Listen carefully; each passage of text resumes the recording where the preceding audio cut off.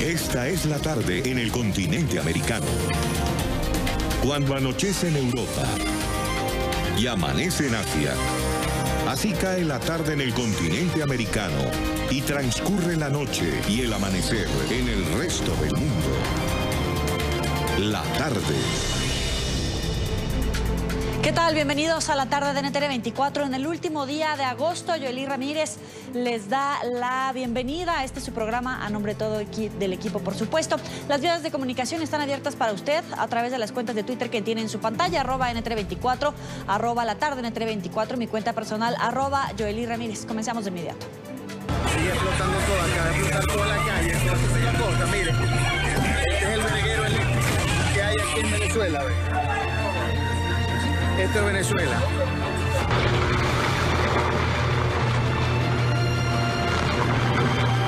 Sigue explotando todo acá, explotar toda la calle, la cosa, mire. Este es el verguero que hay aquí en Venezuela, ¿ve? Mira cómo explota aquí.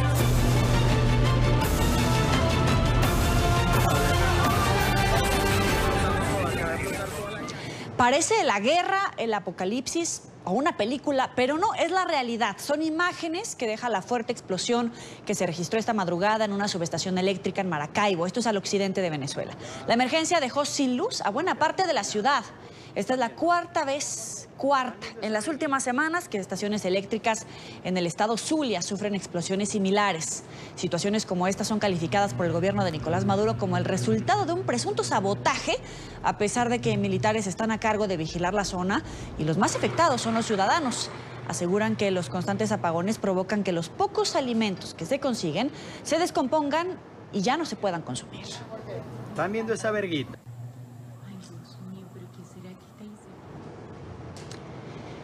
5 de la tarde en Nueva York, avanzamos. Es noticia en Nueva York, fumar en público o portar cantidades mínimas de marihuana ya no serán motivo de arresto en la Gran Manzana. Si las autoridades abordan a una persona por estas circunstancias, recibirán sanciones de tipo civil. Sin embargo, hay excepciones a la nueva norma. Vamos a saludar a Alejandro Rincón para que nos explique esta información. Adelante.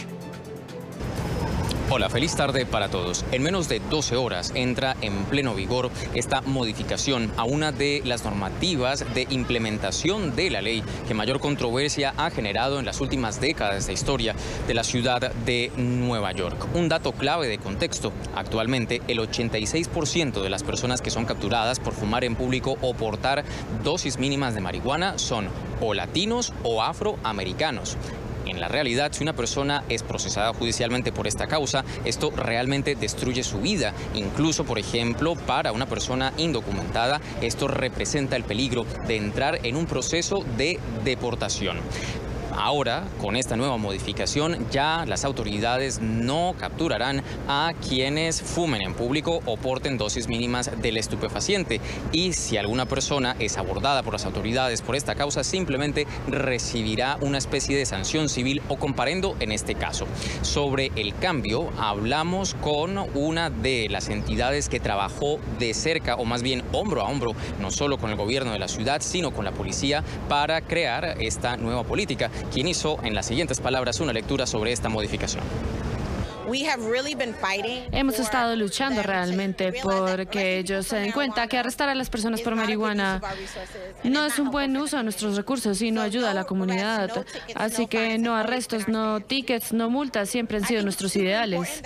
Creo que es muy importante que estemos en este lugar, pero sabemos que esta política no es suficiente, ¿saben? Hay excepciones, sin embargo, a esta normativa. La policía de la ciudad de Nueva York sí hará capturas de personas que, por ejemplo, bajo la influencia del estupefaciente representen un problema para la seguridad pública. O, por ejemplo, también quienes estén distribuyendo grandes cantidades de la planta o quienes, por ejemplo, estén en una situación de libertad condicional. Ellos sí serán capturados en caso de que sean abordados por las autoridades por posesión o consumo de marihuana en público. Al respecto, las autoridades locales, en particular el alcalde Bill de Blasio, entregó el siguiente mensaje. Una de las cosas en las que hemos hecho énfasis ha sido una virtud de la nueva política sobre la marihuana. No se requiere que un oficial que no esté en patrulla tenga que pasar por todo el proceso de arresto, que son varias horas. A partir de este sábado, 1 de septiembre, la policía de la ciudad de Nueva York ya no hará más capturas cuando una persona consuma en público o porte dosis mínimas de marihuana. Eso sí, o más bien, siempre y cuando no represente un riesgo para el resto de la comunidad. Todo lo que tenemos para ustedes por ahora. Continúen con más en la tarde. Es noticia Chile, donde al menos 30.000 personas permanecen bajo alerta sanitaria producto de una nube tóxica. La emergencia ambiental se registra en la región de Valparaíso. Según las autoridades, alrededor de 300 pacientes han sido atendidos en los centros médicos de la zona con diferentes síntomas producto de este episodio. Juan Pablo Monsalve tiene la información. Adelante. Hola, ¿qué tal, televidentes del programa La Tarde NTN 24? Pues los saludamos desde el Palacio de la Moneda, donde hoy se llevó a cabo un comité político. Las autoridades pues se reunieron para efectivamente continuar evaluando el escenario que se vive en la localidad de Quintero. Son al menos 3 los tipos de gases tóxicos que se han podido hallar en medio de este episodio de alta contaminación. Vamos a revisar las declaraciones que ha entregado el Colegio Médico de Chile sobre esta situación. Esto es algo que nos preocupa muchísimo. El tema medioambiental afecta indistintamente a toda la población de Quinteros y nos parece que aquí la autoridad ha tomado acciones que no entendemos, por lo menos como gremio. Intentar sacar a los niños de sus acciones, que son las naturales, ir al colegio a educarse y no tomar acciones en torno a quienes son directamente los responsables de estas emisiones. Nos parece que en realidad faltó un poco de visión y esperamos que las autoridades enmienden el rumbo y tomen las acciones correspondientes. También pues desde el gobierno del presidente Sebastián Piñera se han referido a este tema. Insisten en que es muy importante comenzar cuanto antes la implementación de un programa medioambiental especial para esta zona del país. El plan que el gobierno va a implementar a partir de ahora para estas comunas parte por establecer un plan de descontaminación que, aunque ustedes no lo crean, no existe para las comunas de Puchuncaví y Quintero. Han habido muchos intentos, se han quedado en el camino. Yo me comprometo a que vamos a tener un plan de descontaminación para Puchuncaví y Quintero que busca 2 objetivos. En primer lugar, proteger la vida, la salud, la calidad de vida y el medio ambiente de los habitantes de estas comunas. En medio de esta alerta, pues las autoridades han decidido suspender las clases y obviamente pues esto es una situación que sin duda preocupa muchísimo a las personas que habitan Quintero. Vamos a revisar lo que han dicho los habitantes que venían desde hace varios días denunciando este episodio. Esto viene arrastrándose de años y las consecuencias ahora fueron demasiado notorias. Sí, así es, porque a todos nos afecta esto y la contaminación es totalmente transversal. Esto ya no da más. El Ministerio Público ha señalado que continúa avanzando en las investigaciones por estos hechos ocurridos en Quintero. Vale la pena recordar que esta es una zona industrial donde operan al menos 37 empresas. Inicialmente se había hablado que la ENAP, la Empresa Nacional de Petróleo, sería la responsable. Sin embargo, las autoridades insisten en que hay que consolidar aún más todos los informes y las pesquisas para determinar cuál fue la empresa que manipuló estos gases tóxicos. Esta es la información que podemos entregarles a esta hora desde el Palacio de la Moneda. Continúen ustedes con más en el programa La Tarde de NTN 24. Es noticia Venezuela. La nueva regulación de precios para productos de primera necesidad en el país agudizó la escasez principalmente de las proteínas. El pollo y la carne son un recuerdo para la mayoría de los hogares. Luis Laya tiene el informe. Yo soy chavista, pero es una realidad. Hay hambre. Que lo sepa Maduro bien, que hay hambre. La señora Carmen vive en El Valle, una populosa parroquia del oeste de Caracas. Se califica como chavista, pero se siente decepcionada porque el hambre llegó a su casa. Nosotros vivimos muy sentidos porque nosotros votamos siempre por las elecciones del gobierno. Tengo los 2 carnets, el carnet de la patria, el carnet del PSUV, pero bueno, estamos decepcionados porque la comida no aparece, la comida no aparece. Este viernes salió a las 4 de la madrugada para intentar conseguir alimentos. Pasadas las 11 a.m. aún se encontraba en una cola de las afueras de un automercado, esperando saber qué podría encontrar. Entonces yo expongo la vida mía saliendo de mi casa bien temprano. ¿Para qué? Para nada, porque me pongo a que no se compra, no llega nada. Sus 3 hijos se fueron del país, están en Argentina, Chile y Colombia. Asegura que a diferencia de lo que dice Nicolás Maduro, no les va mal, están surgiendo luego de haber tocado fondo en Venezuela. Bueno, yo ya tengo 3 hijos en el extranjero, 2 chavistas. Se fueron para el extranjero porque quebraron aquí. Que Maduro deje de decir que son opositores los que se están yendo, que le tienen guerra a él. No.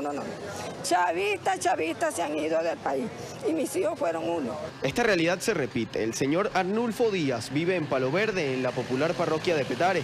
Sale a las 3 de la mañana para buscar comida. La esperanza lo acompaña. Y aquí esperando los camiones de la esperanza, para ver si llega algún alimento, alguna harinita, porque ahora estamos a base de pura harina, paquete, arroz, y no sabemos que llegue. A pesar de los anuncios del fiscal general constituyente, Tarek William Saab, sobre 131 comerciantes detenidos por acaparamiento y especulación, la realidad sigue siendo de escasez. Las personas ya no creen en las supuestas soluciones que plantea el gobierno nacional.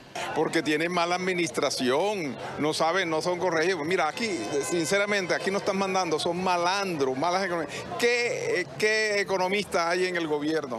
Los ciudadanos en las calles de Caracas exigen políticas serias en materia económica al gobierno nacional. Ya no creen en la especulación, en el acaparamiento y tampoco en el boicot. Aseguran que lo que necesitan es comida para poder adquirirla en los automercados. Desde Caracas, Venezuela, para la tarde de NTN 24, Luis Alejandro Laya.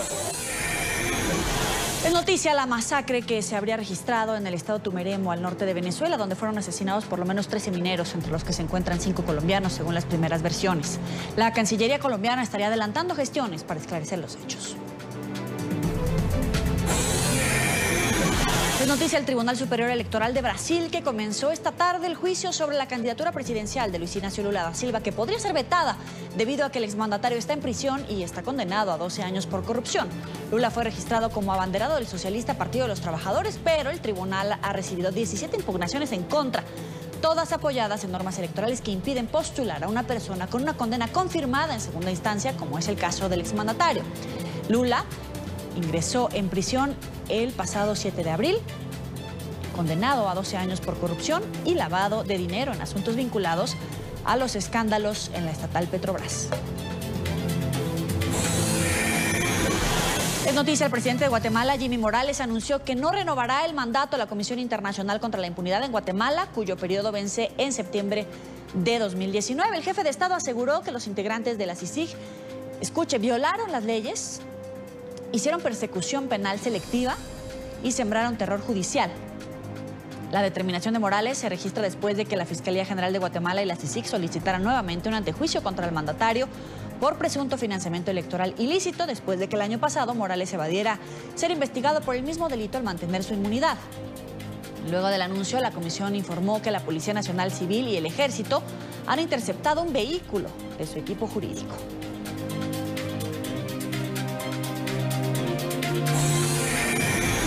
La Sociedad Interamericana de Prensa denunció que en Nicaragua hay un clima de violencia y caos. En una carta abierta, el organismo mostró su preocupación por el asedio del gobierno de Daniel Ortega contra la prensa independiente en el país. Reconoció que esta situación se da en un momento de represión policial y paramilitar en medio de las protestas civiles que demandan la salida del mandatario del poder. Y también en Nicaragua, el Movimiento 19 de Abril realiza a esta hora un plantón en apoyo a la misión de Naciones Unidas para los Derechos Humanos que fue expulsada por el gobierno de Daniel Ortega. La misión saldrá del país mañana, 1 de septiembre, y manifestó que continuará con su labor de monitorear e informar sobre la situación de derechos humanos en Nicaragua de forma remota. Varios organismos rechazaron contundentemente la decisión del mandatario.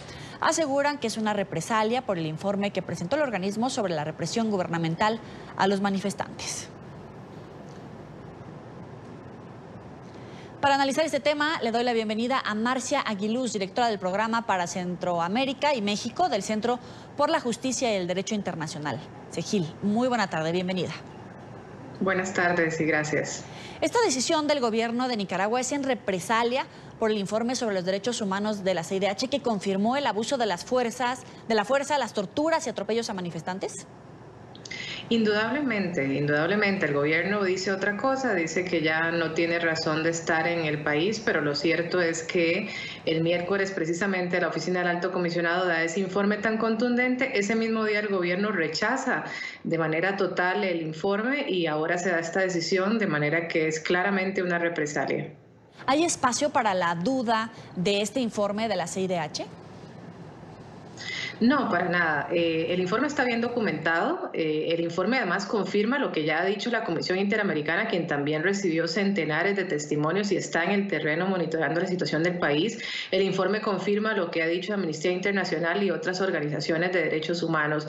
Entonces, no hay ninguna duda de que en Nicaragua realmente no hay espacios democráticos para los opositores, para la disidencia, para que el pueblo se manifieste. Ahora, en días pasados, el canciller Denis Moncada se reunió en la ONU con Antonio Guterres. Le pregunto, ¿son reuniones teóricas para la prensa, para la fotografía, porque al final en el terreno continúan reprimiendo, violando los derechos humanos, o para qué sirven estos acercamientos? Bueno, creo que el canciller Moncada claramente está haciendo una ronda de visitas tratando de visibilizar lo que ellos llaman un intento de golpe de Estado. Entonces, en esa lógica es que hacen estas visitas.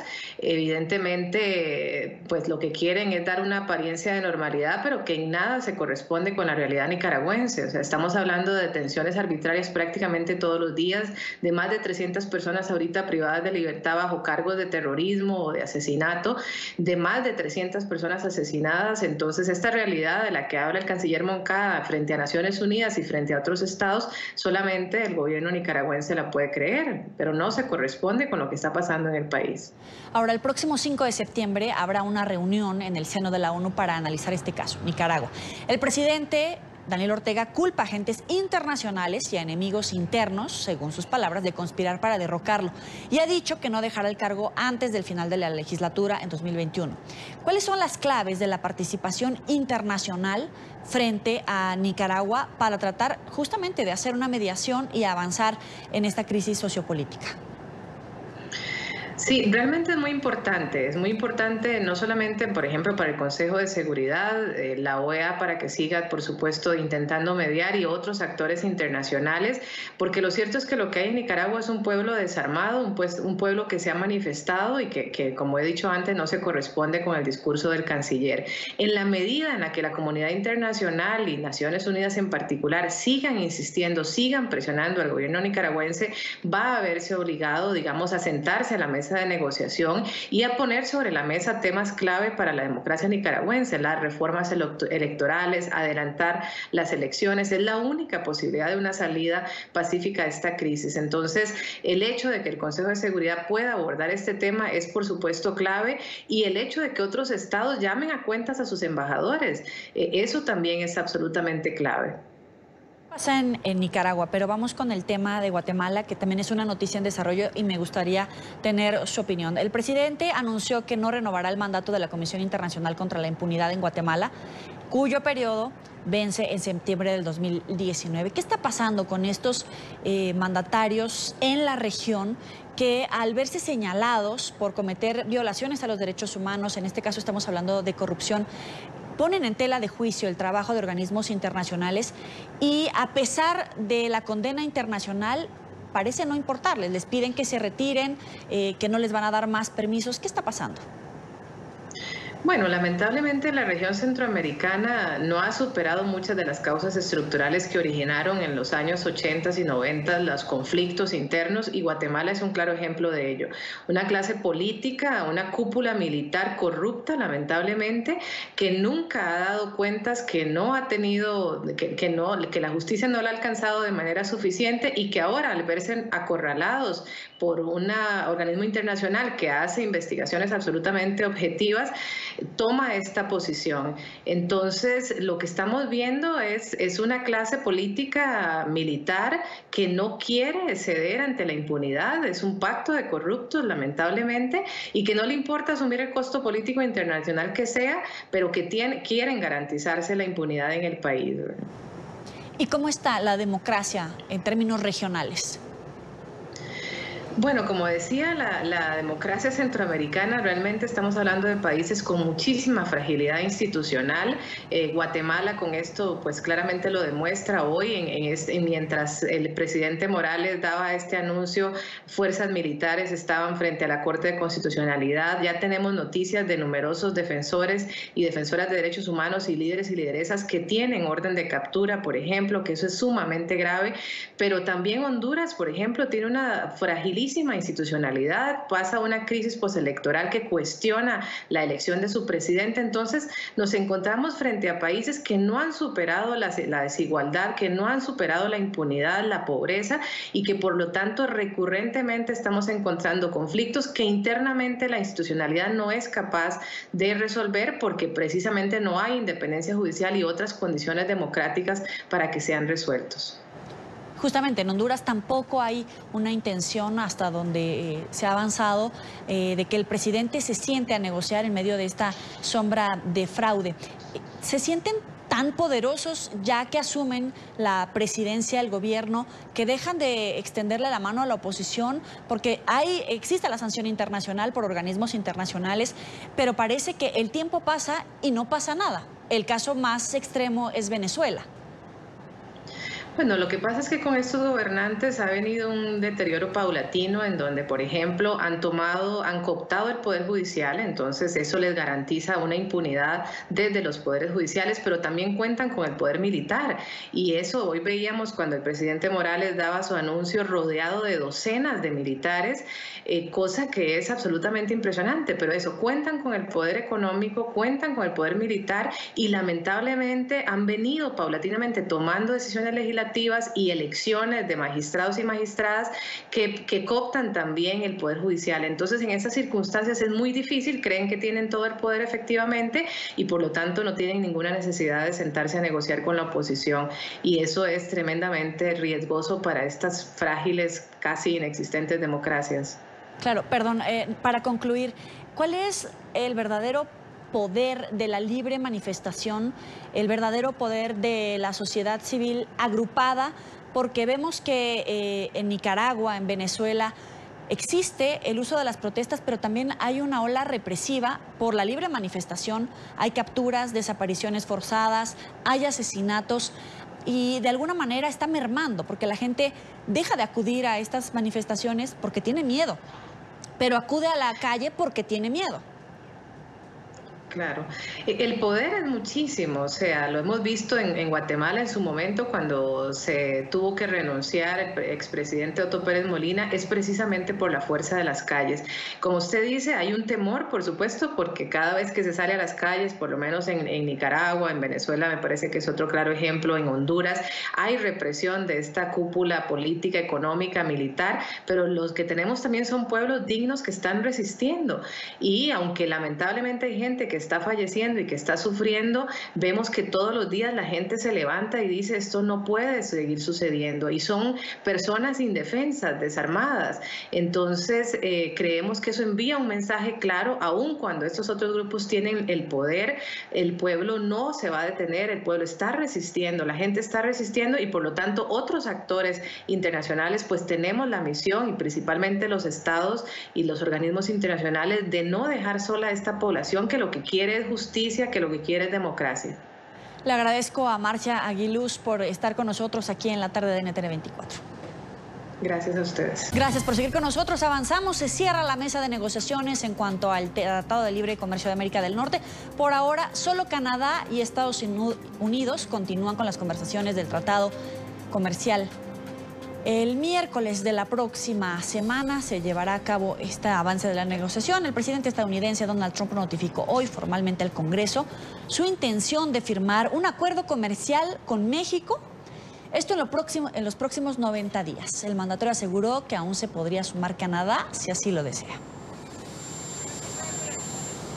Para analizar este tema, saludamos a Yana Nelson, analista experta en política exterior de México y Estados Unidos. Como siempre, un gusto darte la bienvenida, pero ahora para el auditorio de la tarde.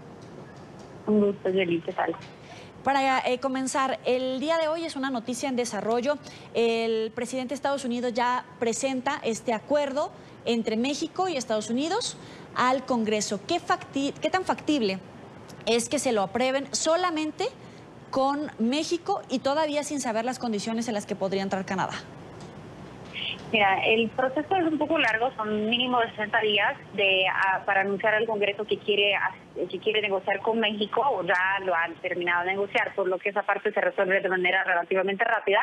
Estaríamos a noviembre más o menos cuando el Congreso le dé la permisión de negociar. Si él pone el acuerdo el día siguiente, él tendría de ahí 90 días para poder lograr la aprobación del Congreso, ¿no? Entonces estamos hablando de diciembre, enero en realidad, que ese acuerdo pueda estar formalmente firmado si es bilateral con México. Ya no hay la oportunidad, si ese es el caso, si ese es el camino a lo que van, ya no hay la oportunidad que firme el presidente Peña Nieto, sería el presidente electo López Obrador a firmarlo a fin de año o en enero.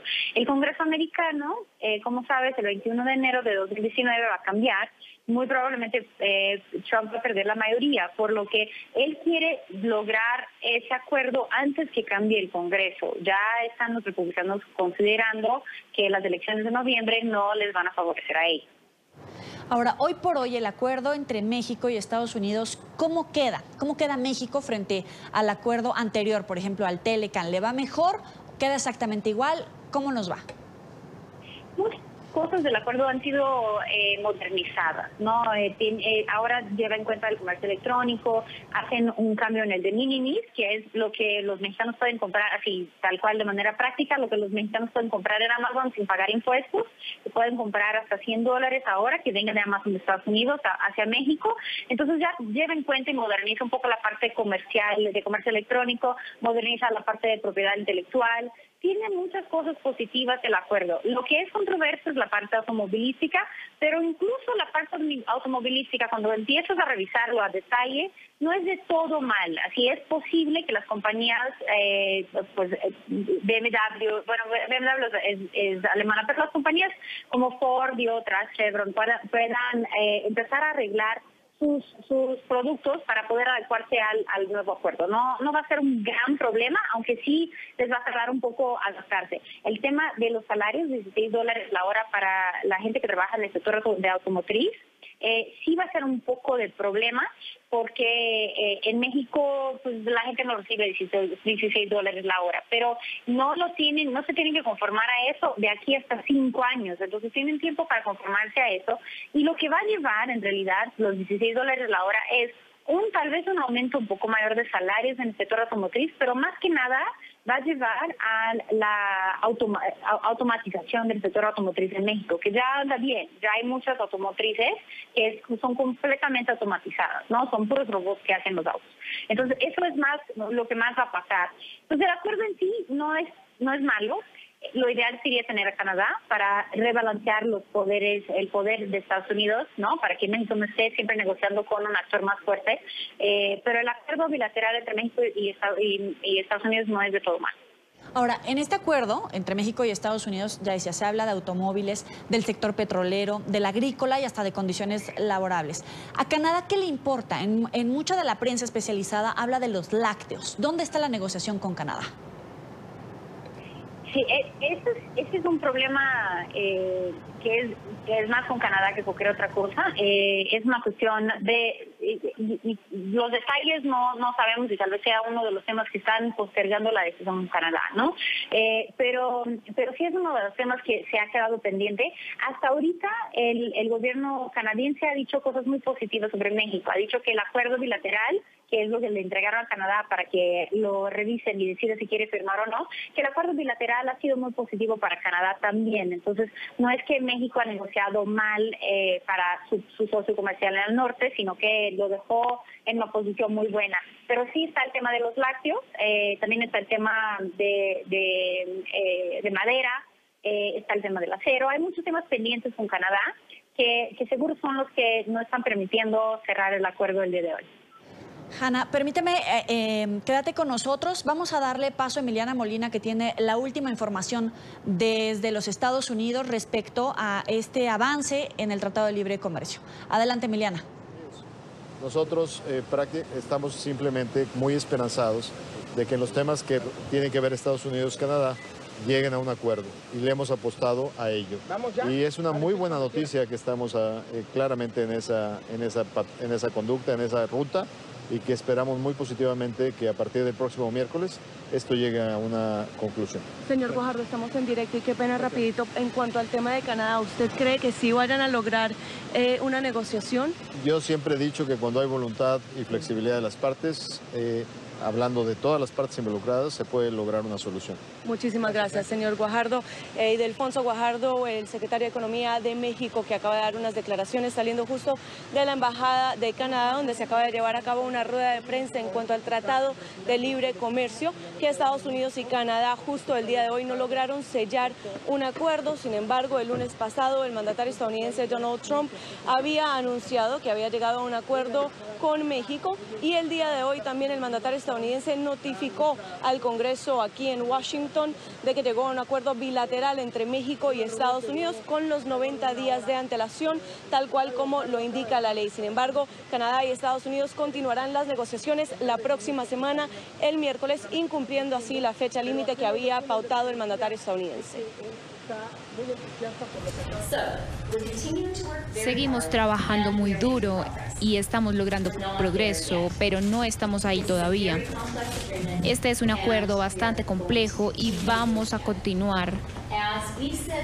Y como hemos dicho desde el inicio, nuestro objetivo en estos momentos es actualizar y modernizar el TLCAN de una forma que sea buena para los canadienses, buena para los estadounidenses y buena para los mexicanos. Sabemos que a un trato de ganar, bueno, de victoria para los tres está en el alcance, y eso es lo que estamos buscando, con buena voluntad y flexibilidad, que de parte de todos podemos lograrlo. Pero como los canadienses, aquí me han escuchado decir, me están pagando en dólares canadienses, y mi trabajo es que este acuerdo funcione para los trabajadores canadienses, para los negocios y los ciudadanos. Los funcionarios tanto de Estados Unidos y Canadá han llegado a un acuerdo y no han compartido mucha información exactamente de cuáles son los puntos en los que están en desacuerdo hasta el momento, y no están compartiendo mucha información de las negociaciones que se están llevando a cabo, por supuesto, a puertas cerradas. Sin embargo, Freeland, la ministra de Exteriores de Canadá, sí afirmó que México fue un poco flexible en cuanto a la fabricación de autos, lo cual logró que estos países avanzaran en otros puntos en los cuales tenían algunos desacuerdos. Por su parte, también Robert Lighthizer, el representante de Comercio de Exterior de Estados Unidos, aseguró por un comunicado que las conversaciones han sido bastante productivas en cuanto al Tratado de Libre Comercio de América del Norte y que han logrado algunos avances. Esta es toda la información que tenemos en directo desde la Embajada de Canadá. Emiliana Molina, regreso al Centro Internacional de Noticias. Gracias, Emiliana. Yana Nelson, ya escuchabas esta negociación muy dura, una noticia en desarrollo. Nuestra corresponsal, Emiliana Molina, pudo tener en vivo al secretario de Economía de México, y escuchábamos al inicio de semana al presidente Trump diciendo que Canadá tendría que firmar este acuerdo a más tardar el día de hoy. Sin embargo, el día de hoy acabamos de escuchar a funcionarios canadienses diciendo: vamos a seguir negociando y no vamos a firmar hasta que no nos convenga. ¿Canadá tiene el sartén por el mango?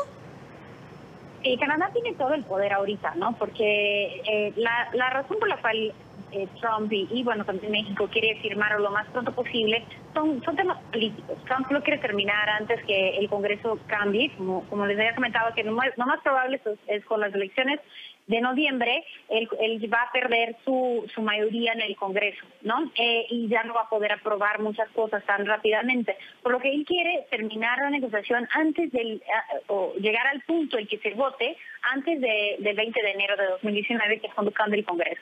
Por otro lado, en México les gustaría poder permitir que el presidente Peña sea el que firme el acuerdo y no el presidente López Obrador.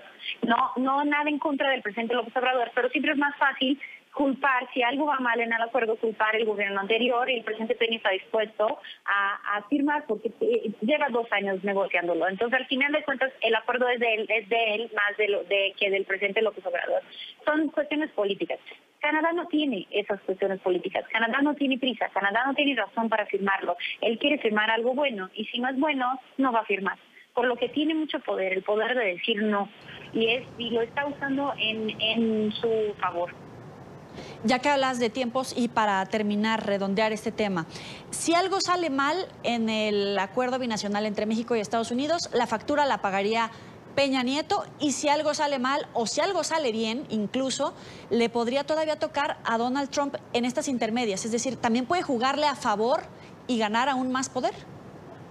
La verdad es que si logran firmar el acuerdo y logran aprobarlo, le va mejor a Trump en las intermedias, ¿no? Porque una de los temas que salió en el último año es que los estados agrícolas de Estados Unidos quieren el NAFTA, quieren la modernización de NAFTA, quieren la relación bilateral con México. Para muchos de sus estados, México es su principal socio comercial. Ellos necesitan, los estados del sur y del medio de Estados Unidos, que son la base política de Trump, necesitan una relación bilateral comercial con México. Te agradezco, Jana Nelson, por este tiempo para nuestro auditorio de la tarde de NTN 24. Gracias por estar con nosotros. Muchas gracias, Jolie. Por otro lado, un informe reciente ha revelado que por lo menos 80% de las empresas constructoras en Estados Unidos están teniendo dificultad para conseguir trabajadores. Las fuertes medidas antiinmigrantes de la administración Trump han ocasionado que haya escasez de mano de obra en varios sectores económicos, incluyendo la construcción. Vamos con Paola Serna, que tiene más información. Adelante. ¿Qué tal? Buenas tardes. Este último reporte presentado por la Asociación General de Contratistas de América ha revelado que por lo menos un 80% de las empresas dedicadas a este sector está teniendo serios inconvenientes a la hora de buscar personal experto o calificado para trabajar en la construcción. Muchas de esta falta de personal se debe a las políticas antiinmigrantes y al miedo de las personas calificadas de participar en estas obras y ser víctimas de las redadas migratorias.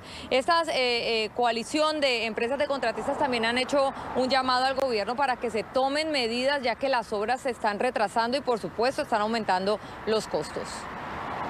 Pues mira, ya estamos viendo una disminución importante del crecimiento del sector inmobiliario en Estados Unidos, en parte por esta falta de obra, de mano de obra, y también porque han subido las tasas de interés. Entonces, estamos viendo unos signos un poco preocupantes que no creo que le guste ver a la administración Trump, de desaceleración en la construcción, que Estados Unidos podría construir muchísimo más de lo que está construyendo en este momento. Déjame darte un ejemplo. En el 2007, la economía de Estados Unidos producía 1.5 millones de unidades de vivienda al año. En este momento solamente produce 1 millón. Podría seguir creciendo, pero como hay esas políticas de hacerle la vida bastante más difícil a los constructores, pues estamos creciendo bastante menos. Y todas estas industrias están sufriendo por varios factores, y uno de los factores principales es la política de migración de este país. Cuando se demora tanto tiempo para la visa H2, cuando están suspendiendo el proceso de rapidez de las visas H1, cuando están recogiendo trabajadores sin documentos en obras de construcción en el campo, pues está teniendo un impacto de una forma negativa sobre la mano de obra laboral en los Estados Unidos. ¿Y qué ocurre? Que mira, los Estados Unidos es un país que está poniéndose más viejo, que en realidad los trabajos de más crecimiento están en la industria médica, en la industria de servicios médicos, en la industria de turismo, y la parte laboral, el trabajo intenso, que tiene que martillar los clavos, que tiene que caminar con las cabillas, que tiene que echar el concreto, el que carga los bloques, las uniones de esa área que en los años 40 y 50 eran poderosas, ya son débiles porque no tienen la mano de obra disponible y han dependido de personas de afuera.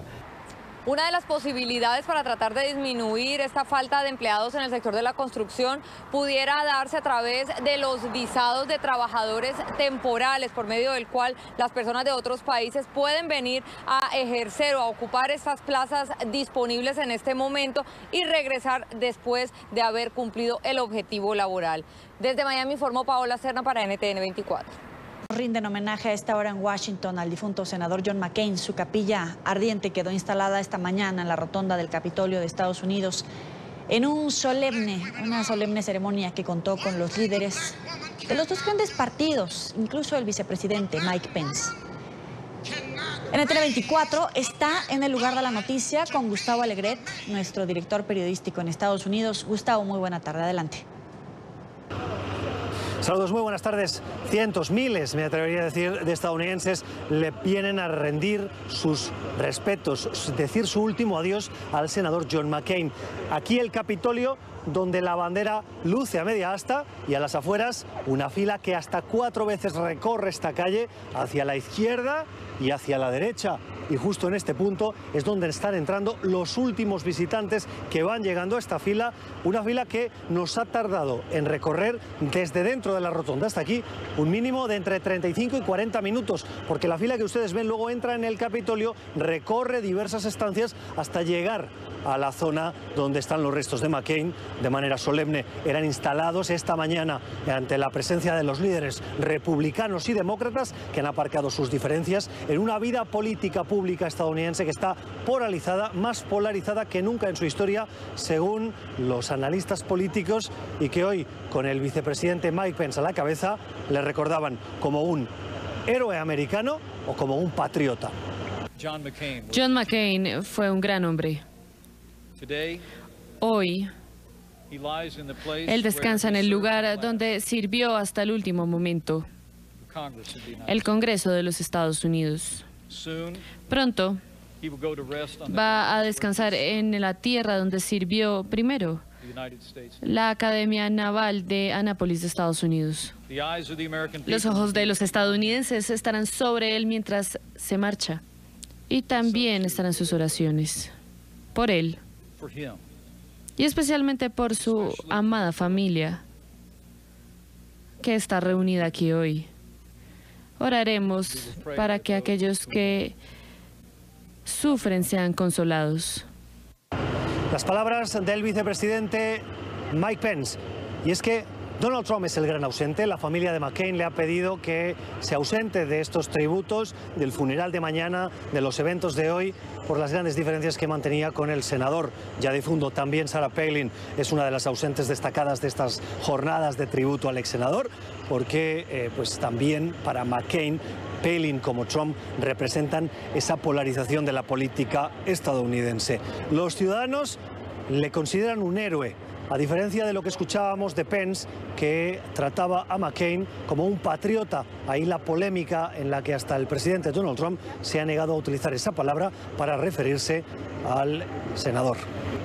McCain fue mi héroe de guerra. Yo estuve en Vietnam cuando él estaba en Vietnam. Él es como un hermano de otra madre.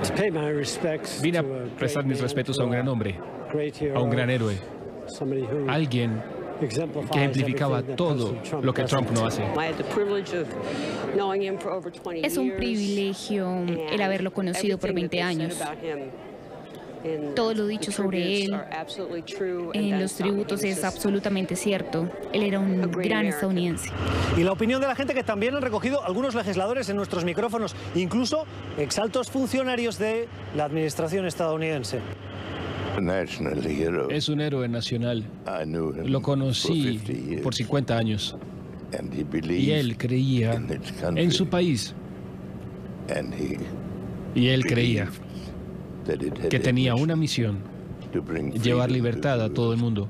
Un héroe estadounidense, el gran patriota, sacrificó muchísimo por ese país, dio mucho y amó mucho ese país.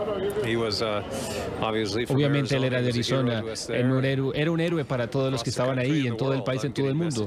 Su mensaje llegó a los amigos de todo el mundo. Vamos a extrañarlo. Los tributos de la gente corriente, se está produciendo aquí. Mañana ya el funeral oficial en la Catedral Nacional de Washington a partir de las 10 de la mañana, hora de la costa este. Después, los restos de McCain serán trasladados a la Academia Naval de Annapolis, cerca de aquí de la capital, donde en otra ceremonia, también privada, serán honrados y luego enterrados en el cementerio de esta academia. Concluirán así 4 días de honras y de recuerdos a quien fuera uno de los senadores de más alta estima entre los estadounidenses. Desde Washington, frente al Capitolio, Gustavo Alegret para NTN 24. Gracias, Gustavo. Y los estadounidenses no solamente despiden a John McCain, también le dan el último adiós a la reina del soul, Aretha Franklin, quien falleció el pasado 16 de agosto a los 76 años. Fue despedida ante la mirada de cientos de amigos y familiares en el Greater Grace Temple en Detroit, la ciudad que la vio crecer y convertirse en una estrella. A su funeral asistieron grandes personalidades como el expresidente Bill Clinton y su esposa, la ex candidata presidencial Hillary Clinton. El Greater Grace Temple de Detroit es testigo del gran homenaje a Aretha Franklin. Desde tempranas horas de la mañana, miles de seguidores de la artista se volcaron a las calles para darle el último adiós a la cantante, que tocó el corazón de millones de personas a través de su música. Grandes personalidades como Hillary Clinton y el expresidente Bill Clinton asisten a la ceremonia marcada por la música y la oración de los anfitriones. Ariana Grande interpretó una canción que alentó a los asistentes.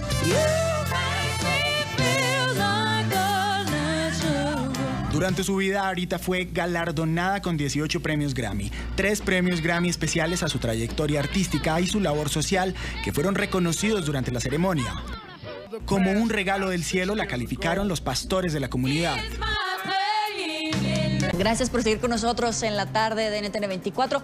Como siempre, los invitamos a que se comuniquen a través de las cuentas de Twitter que aparecen en su pantalla. Vamos con la información de Venezuela. Retomamos el tema con el que abrimos el programa. Una gran explosión que dejó sin luz a la mayoría de los municipios del estado Zulia. La subestación Tarabás colapsó. El Zulia, rico en petróleo, es la entidad más golpeada por la crisis eléctrica. El gobierno, antes de resolver el problema, se ha dedicado a buscar culpables. Oliver Fernández tiene el reporte.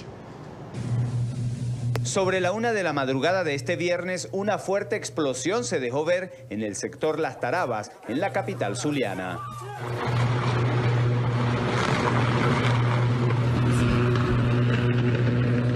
El pánico se apoderó de los ciudadanos, quienes registraban el hecho y a su vez se resguardaban para no ser alcanzados por las llamas. Explotando los cables. Sigue explotando todo acá, de explotar toda la calle.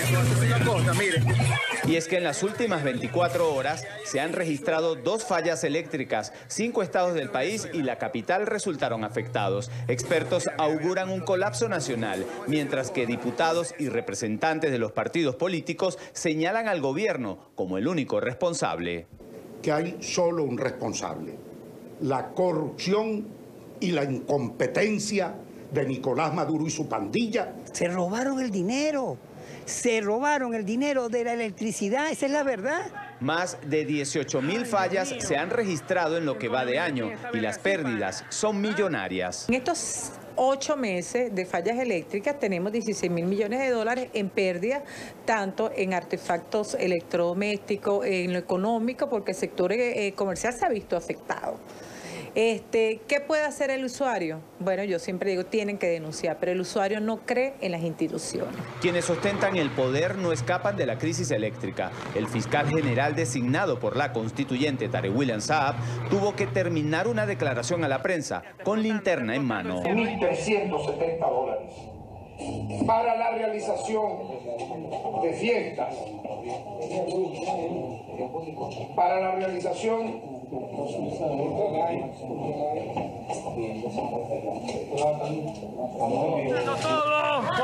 Los ciudadanos siempre son los más afectados y nadie responde por sus pérdidas.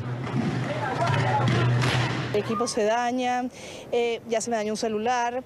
La nevera es caótica, se dañan los alimentos. Eso te atrasa todo tu esquema de trabajo y eso es a la larga una pérdida para la productividad del país. Diputados a la Asamblea Nacional exigen la destitución del ministro de Energía Eléctrica, Luis Mota Domínguez. Es la información que manejamos desde Caracas y con ella los invitamos a que continúen con más de la tarde.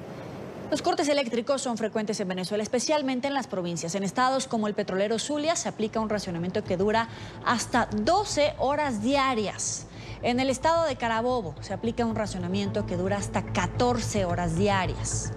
En el Táchira, en el fronterizo con Colombia, se aplica un racionamiento que dura de 6 a 8 horas diarias.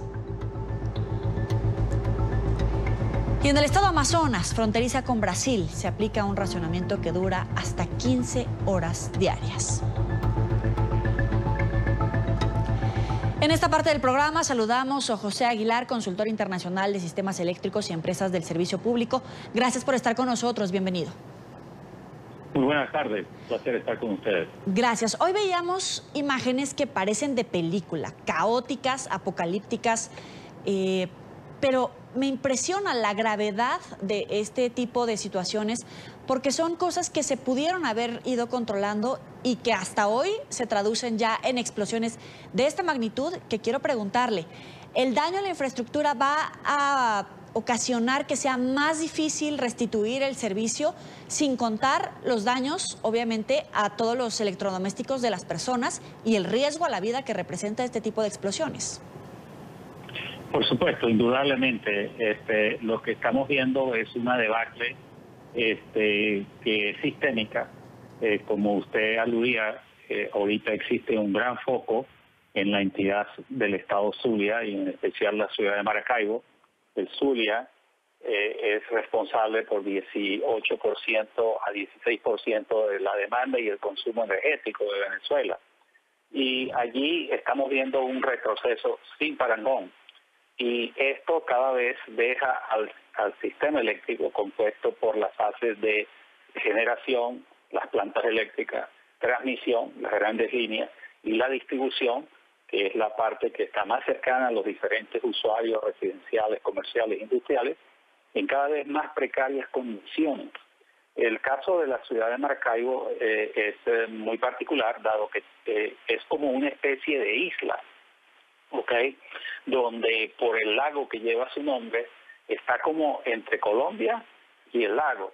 Y para poder traer electricidad a ella hay 6 nexos. Uno, una interconexión con Colombia, que va desde el oeste de Maracaibo a una subestación colombiana en Cuestecitas, y 5 nexos que la conectan con el resto de Venezuela, el sistema interconectado nacional.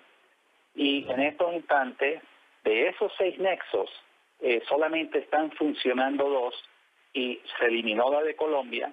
Se eliminaron por fallas que las autoridades atribuyen en sabotaje, que realmente es plenamente falso. Esto se debe al abuso del equipamiento, a la desidia que ellos han tenido, inclusive la falla del día de hoy, con esas imágenes dantescas que ustedes mostraban, fue reportado por los usuarios cercanos a la vecindad de la subestación Tavares, y Corpoelec no pudo hacer nada al respecto. La transmisión de la ciudad de Maracaibo se ha perdido en un 53%. Tenemos que la generación, las plantas locales de más de 3.000 megavatios, 90% no funcionan. Y la distribución tiene un aspecto muy crítico.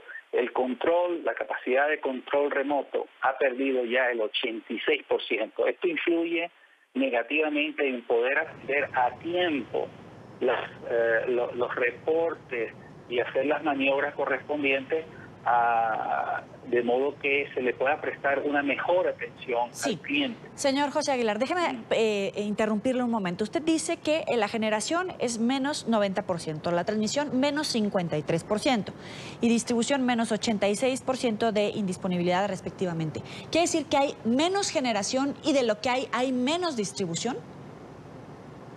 Mire, cada vez que ocurren estas explosiones, que fue en el área de distribución, pues los circuitos o las subestaciones que nos están quedan cada vez más sobrecargadas, las postas.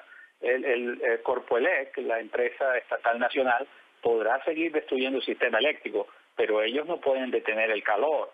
Y el Zulia es una zona sumamente cálida. Y fíjese que la ciudad de Maracaibo tiene 2.400 megavatios instalados. Hoy en día funcionan menos de 200, o entre 200 y 300, y no siempre funcionan. Tienen problemas de combustible, de recalentamiento. Es decir, esto ha sido desidia de ellos mismos. Ellos son los responsables, que obviamente en un régimen que algunos insisten en llamar gobierno, se amparan bajo un gran velo de opacidad y cometen abusos contra todos los usuarios. Es más, yo podría, por ejemplo, si estuviese en Venezuela, ir a prisión por 16 a 32 años por simplemente haberle concedido a usted esta entrevista, porque ellos lo que no esconden, maquillan, y se amparan en que hay cantaletas de sabotaje, saboteadores, Y estas son simplemente burdas excusas para tapar lo inocultable que ellos han dejado perder el equipamiento. Ahora, estamos hablando de apagones en Zulia, Carabobo, Táchira, Amazonas.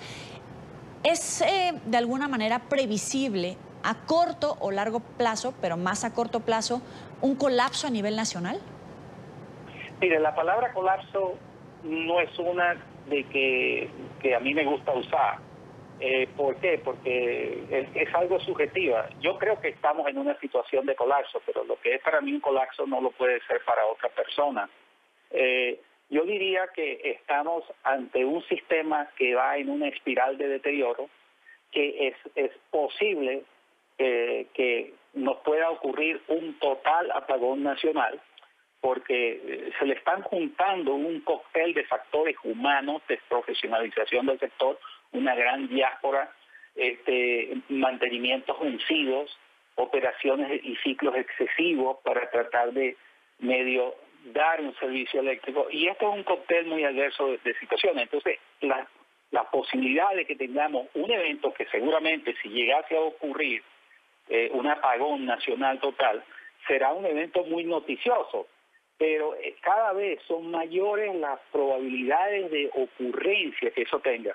Y déjeme decirle que esto es una posibilidad con crecientes probabilidades de ocurrencia, porque ya este sistema eléctrico robusto, bien diseñado, ha perdido mucha redundancia y tiene mucho abuso acumulado.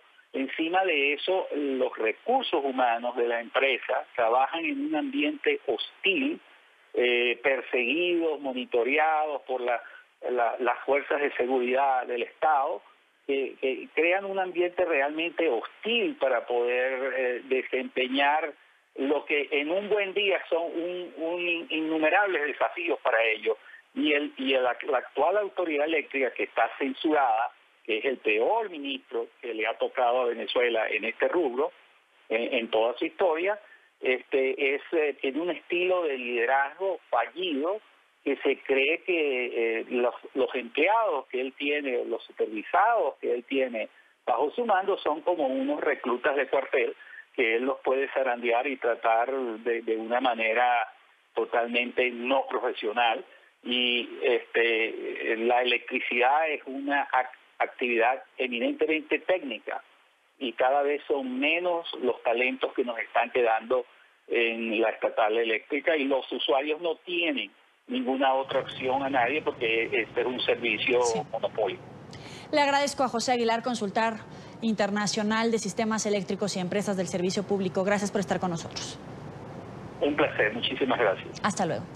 Seguimos con temas de Venezuela. Las mujeres y niños migrantes que huyen del derrumbe económico corren un mayor riesgo de ser víctimas de explotación sexual y trata de personas. Expertos aseguran que la desesperación de conseguir dinero y enviar a sus familias los convierten en presas fáciles y vulnerables para sus viajes por Sudamérica.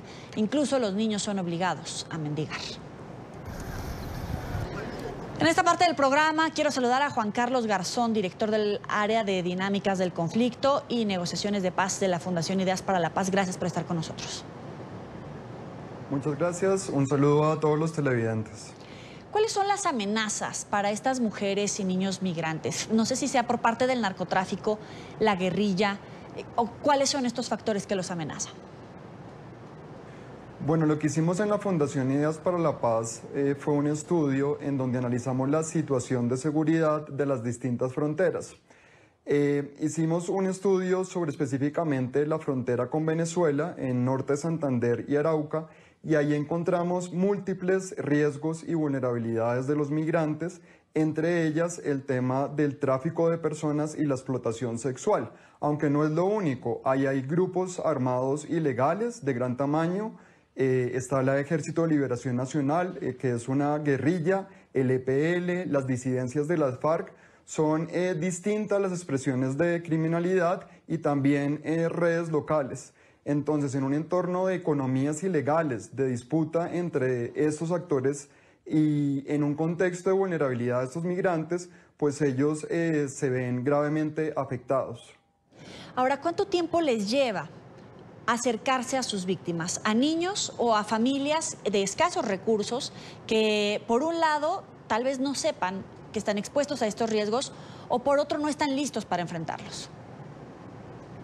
Bueno, debo decir que el estudio no profundiza explícitamente en la explotación sexual y tampoco en el tráfico. Lo que hicimos nosotros fue valorar los distintos riesgos y lo que nos hemos encontrado es que a medida que el flujo de migrantes aumenta, pues también aumenta la victimización y su utilización por parte de distintas redes.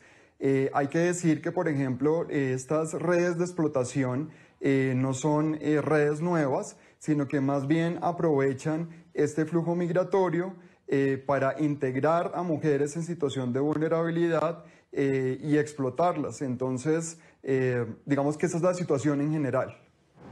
¿Qué factores juegan en su contra? ¿Qué las vuelve más vulnerables, en este caso, ya que habla de las mujeres?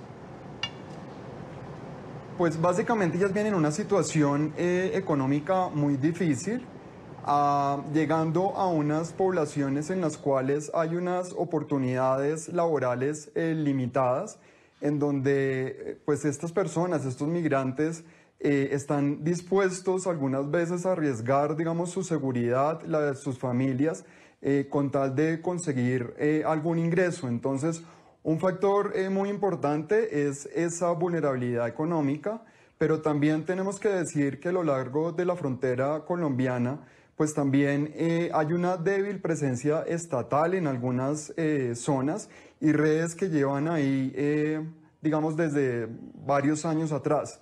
Entonces se confluye el flujo migratorio con esas múltiples vulnerabilidades y una situación de seguridad en deterioro que hace que estas mujeres estén finalmente en una situación de riesgo.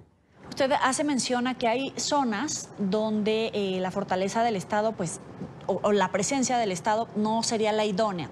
¿Qué pasa cuando gobiernos, por ejemplo, como el ecuatoriano o el peruano, deciden tomar decisiones como, por ejemplo, pedir el pasaporte, no solamente la cédula? Que claro, en este momento están dando prioridad a personas de la tercera edad, a mujeres embarazadas y a niños. Pero ¿qué pasa cuando la gente alcanza a escuchar este tipo de noticias y siente que no le van a dar el permiso, el apoyo para cruzar legalmente estas fronteras y recibir apoyo en otros países? ¿Los vuelve más vulnerables frente a estos grupos que los amenazan?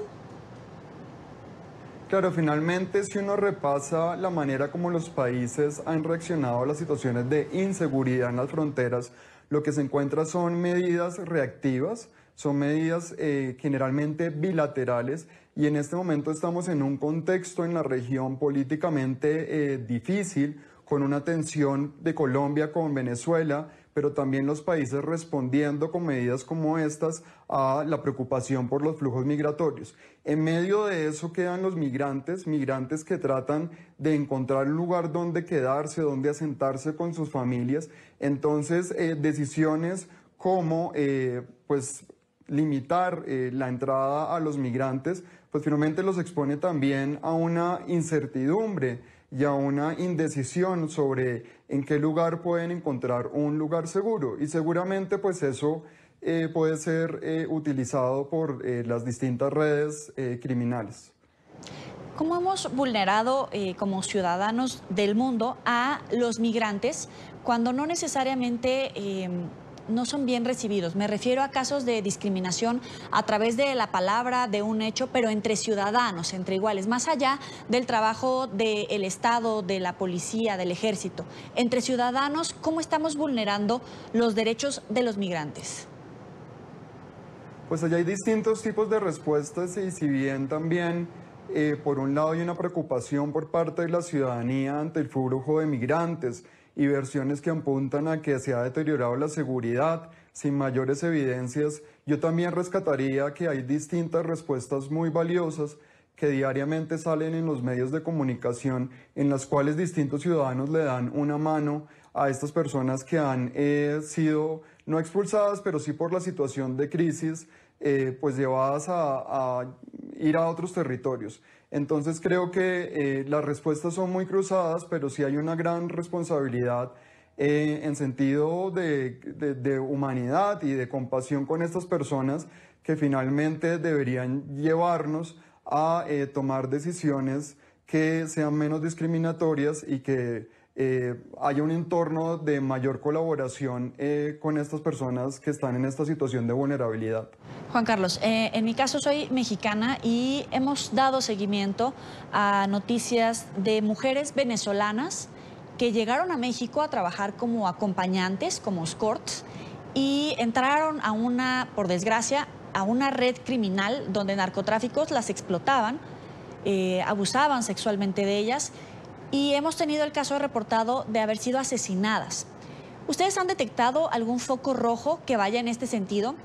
Que grupos de delincuencia internacional estén ocupando a estas mujeres para capturarlas o, ya que las tienen identificadas, meterlas a estas redes? Creo que es muy importante que hayas puesto el caso de México por una razón, y es que en Colombia esta situación está saliendo ahora a la luz.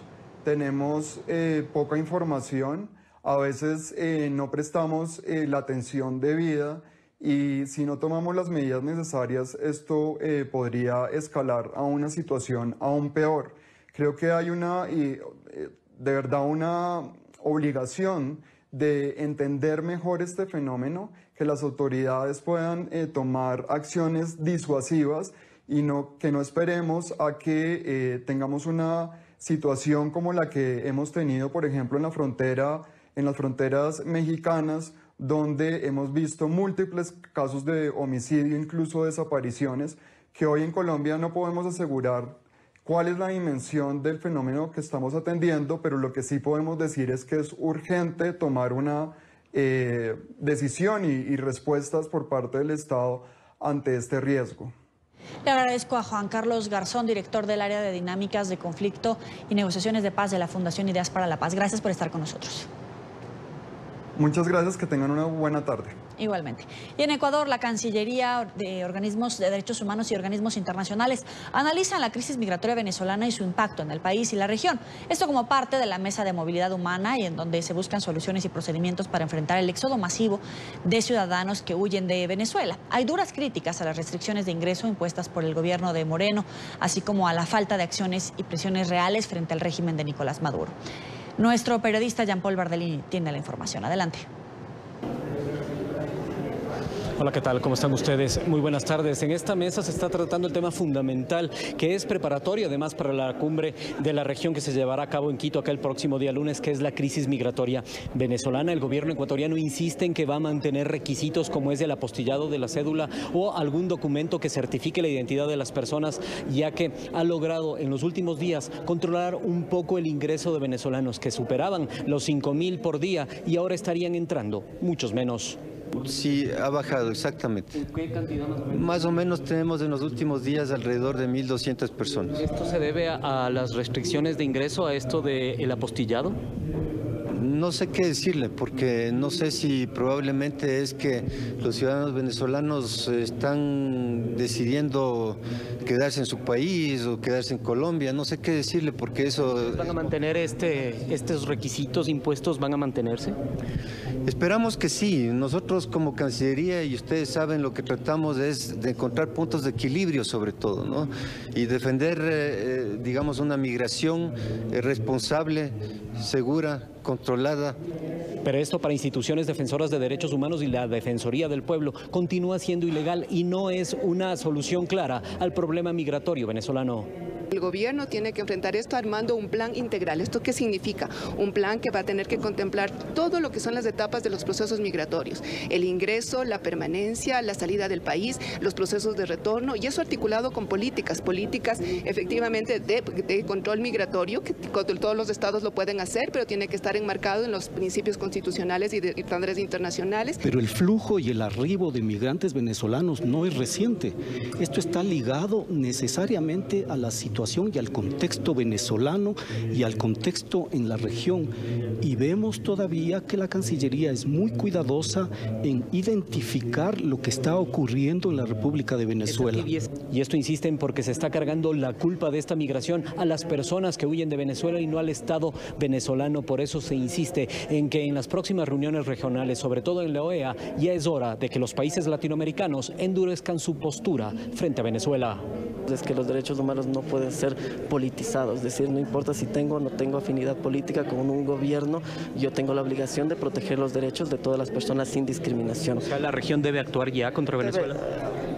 Contra un Estado que no garantiza derechos. O sea, desde un enfoque de derechos humanos lo que tenemos, y la migración se ocurre porque no hay un Estado que no está garantizando los derechos de su población. La región tiene que llamar fuertemente la atención en ese sentido, sin miras respecto a sus temas políticos, si son o no son afines políticamente. Eso en momento de derechos humanos ya no juega, ¿no? Así entonces se analiza la situación de este éxodo masivo acá en la Cancillería del Ecuador mientras se prepara la agenda que llevarán adelante 14 países y varios organismos internacionales que ya han aceptado participar en la cumbre sobre el tema migratorio venezolano que se realizará en Quito el próximo día lunes y el próximo martes. Es la información que tenemos desde la Cancillería ecuatoriana. Ustedes continúan con más acá en NTN 24. Gracias. Buena tarde para todos. Buena tarde. Y en la frontera con Venezuela, por el departamento de La Guajira, en Colombia, es cada vez más dramático el ingreso de ciudadanos que huyen del régimen de Maduro. Para las mujeres que están embarazadas, la situación es mucho más complicada. Vamos a saludar a nuestro periodista Bernardo Sanabria, que tiene la información. Adelante. Hola, ¿qué tal? Muy buenas tardes. Un placer saludarla, al igual que los televidentes de la tarde. Y quiero decirle que estamos originando esta información aquí desde la ciudad de Riohacha. Es la capital la capital fronteriza, una de las capitales fronterizas de Colombia. El Riohacha queda muy cerca a Paraguachón, a la frontera colombo-venezolana en la Guajira colombiana. Y este punto donde estamos originando, televidentes, esta información se conoce como el Parque de la India. Pero es como el hogar, por decirlo de alguna forma, de decenas de familias venezolanas quienes llegan hasta acá, no tienen a dónde quedarse. Ya hay algunas instaladas que llevan algún tiempo, incluso ya unas que llevan 6 meses viviendo en esta zona. Y quiero comentarles, televidentes, que el panorama es bastante complejo. Muchos de ellos duermen en carpas, en colchonetas o en el frío cemento. Afortunadamente para ellos ha hecho sol, no ha llovido. Ayer llovió. Cuando llueven es terrible porque tienen que buscar hacia dónde irse. Pero como ustedes se dan cuenta, es también una gran población de niños que hay en esta zona, en este sector. De aquí muchos de ellos parten hacia otras ciudades de la costa norte colombiana: Barranquilla, Santa Marta, Cartagena, Sincelejo, Montería, o incluso van hacia el interior del país. Es decir, van hacia Bogotá, Cali, Medellín, o incluso hacia otras ciudades, hacia Perú o hacia Ecuador. Y ustedes dirán, ¿por qué esa situación? Lo que pasa es que es mucho más fácil atravesar por la frontera Guajira, no hay tantas restricciones, es muy fácil atravesar, no hay ningún tipo de control, por decirlo de alguna forma, control migratorio fácil, pero si le dicen que no tiene la documentación, se da la vuelta e ingresa por la trocha, sea por la 80 o la Cortica, las dos trochas, aparte hay otra trocha de motocicletas, así que es fácil hacerlo.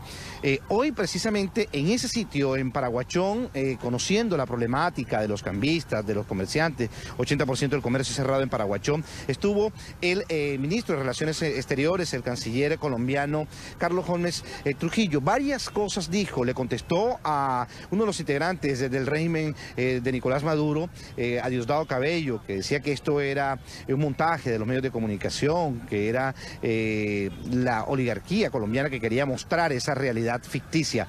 Hoy le dijo que, por Dios, es una realidad no solamente real, sino que ha generado una crisis no solo en la frontera, sino en toda Colombia. Además, ha indicado que se va a reunir con diferentes estados o diferentes delegados para crear un fondo común para poder atender este problema, que ya no es de las fronteras o de ciudades alternas a la frontera, sino de toda Colombia y de los países que limitan con Venezuela. Además, indicó que estudiarán la propuesta de declarar de manera inmediata, atención, la urgencia manifiesta en cuestiones de salud y económica aquí en la frontera Guajira. Esto dijo durante la visita esta tarde del canciller a la frontera colombo-venezolana en la Guajira colombiana. ¿Quién puede llamar montaje el éxodo de venezolanos y de habitantes de Venezuela? Por Dios, ¿cómo se puede llamar montaje la migración? las dificultades de la población migrante, el tránsito hacia naciones del sur, su propósito de quedarse en Colombia, la realidad que se ve permanentemente en Maicao, la realidad que se ve en Riohacha. Esto es una crisis humanitaria, producto de una crisis migratoria que se origina en Venezuela, y lo que estamos es llamando la atención de la comunidad internacional para que contribuyan fortaleciendo la capacidad fiscal y la capacidad institucional a hacerle frente a esa crisis migratoria proveniente de Venezuela. Nuevas medidas y vamos, como lo señalé, a estudiar en el Consejo de Ministros la solicitud de que se declare la emergencia económica y social para tomar medidas extraordinarias en el caso de La Guajira.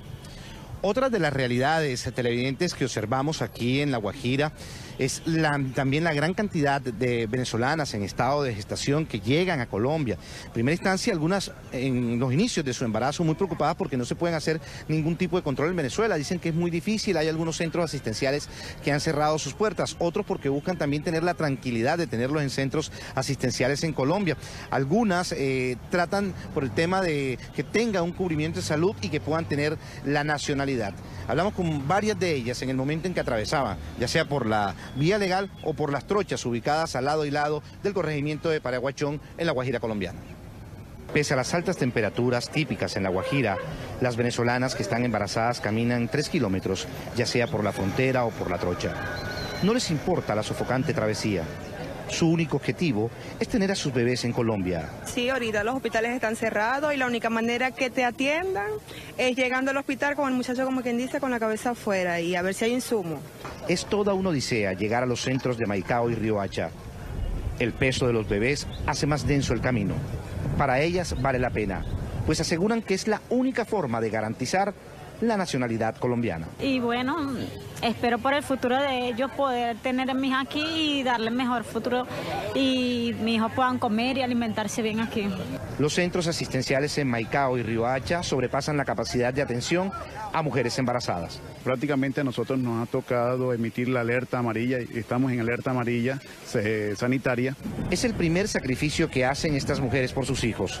Sueñan en Colombia lograr mejores condiciones de salud para ellos y de paso, un futuro mejor.